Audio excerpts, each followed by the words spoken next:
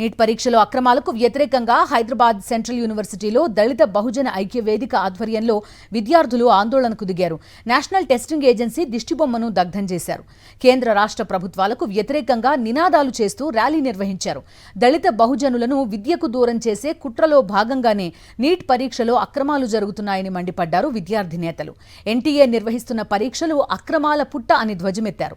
Central యూనివర్సిటీలో స్వతహాగా entrance exams నిర్వహించాలని డిమాండ్ చేశారు.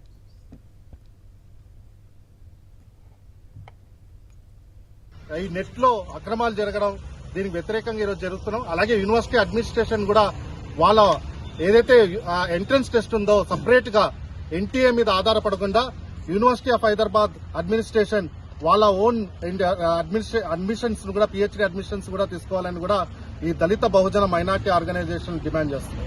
ఇప్పుడు వచ్చే యూజీసీ నెట్ ద్వారా పిహెచ్డికి ఎంట్రన్స్ అనేది ఏదైతే పెడుతున్నారో దాన్ని అలా కాకుండా ప్రతి ఒక్క సెంట్రల్ యూనివర్సిటీ వాళ్ళ సొంత పిహెచ్డి ఎంట్రన్స్ కండక్ట్ చేసుకుని అది పెట్టుకుంటే స్టూడెంట్స్ భవిష్యత్తును కాపాడినట్టుంటది. అండ్ ఇంకొకటి ఏంటంటే ఈ ఎన్టీఏను రద్దు చేయాలని మేము కోరుకుంటున్నాం, డిమాండ్ కూడా చేస్తాం.